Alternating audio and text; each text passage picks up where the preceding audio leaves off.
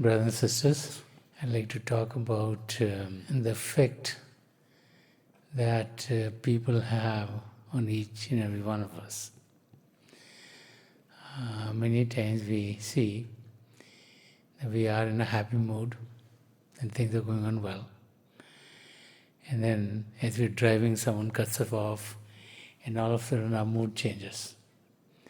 We get angry at why they didn't understand what the rules of driving are. Many times in our homes, husband and wife, one of them might be in a good mood, and then there's a little discussion about something which comes out of the blue, and then some argument happens and we are not as happy as we should be. Many times at work, we find that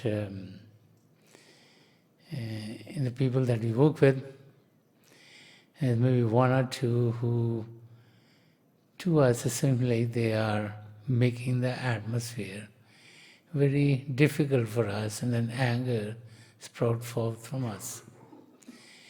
And as we look at life, we find that we're affected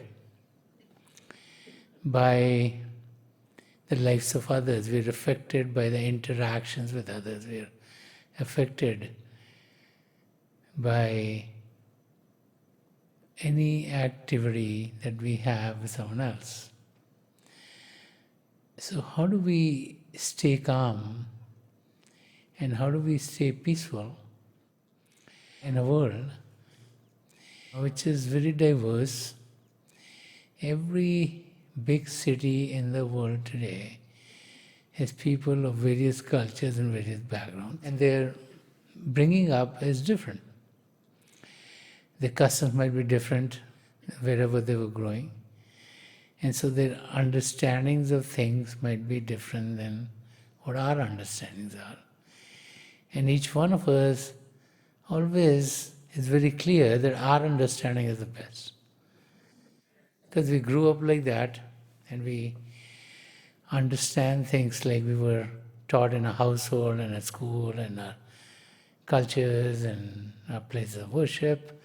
And so our understanding is very clear because we've been brought up like that. And since our understanding is clear, to us it seems like the understanding of everyone should be the same as us. Because that's all we know, that's all we understand. So it's very difficult when someone says something contrary to what we expect. There's a very interesting story about a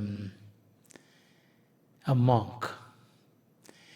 This was a monk who was on his own, and he was trying to gain nirvana. And as he's going through his search, he realized that he gets angry very quickly. So he searched and he found out that things are better when on the spiritual path you're not by yourself, but you have a spiritual master who can guide you. So he looked up and down and found a spiritual master. He checked him out. He thought, this would be a good spiritual master for me. So this is from those times where the saints would live in their own ashrams, and the disciples, the people who wanted to get help from them, would go and stay in the ashram. That's the way spiritual knowledge was given in those days. So he went to the ashram of the spiritual master and he started to live there. And he found there were other disciples too. And as he was living there, he would listen to the satsangs of the spiritual master. He would try to abide by the rules in the ashram. He would find time to meditate, and he would focus in that direction. And days were going by, and then he started to talk strangely to the other people who were there. he made comments like, you guys make me very angry. There's something wrong with you guys, because you all come here to be spiritually better, but you do things that annoy me.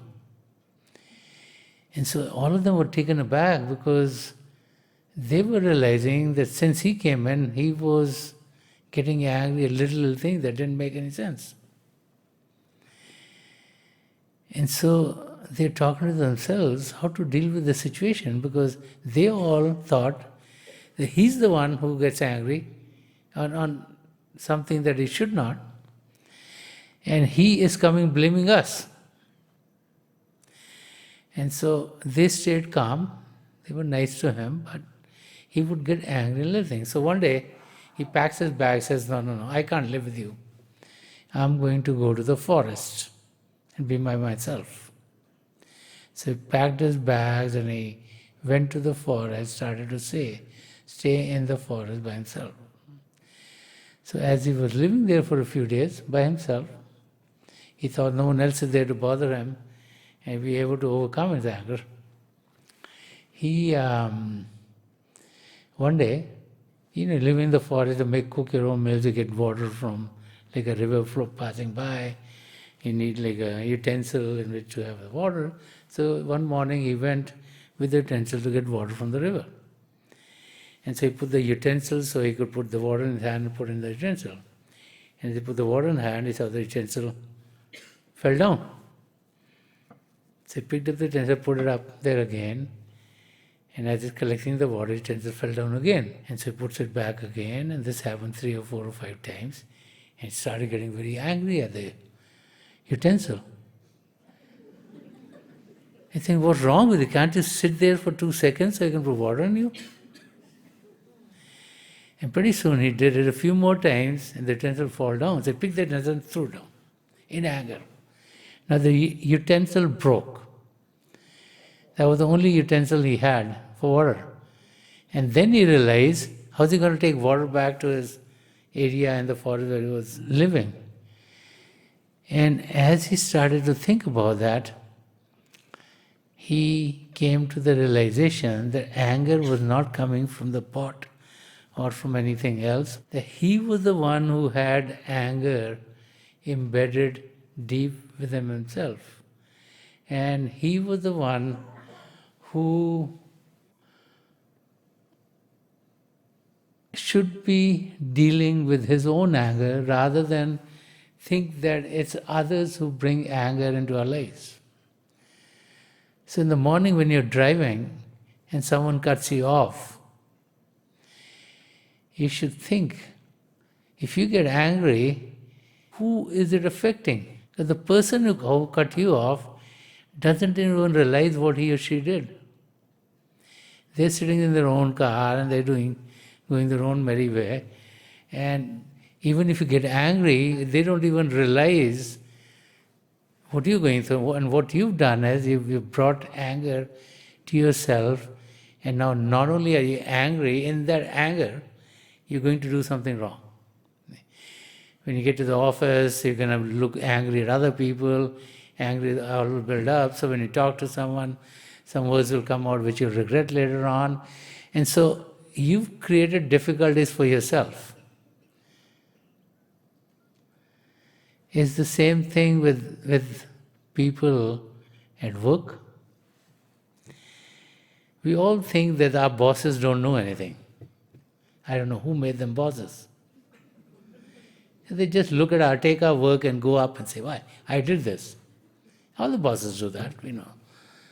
So, sometimes when you're working for someone, you get angry at them because they're not giving you their dues.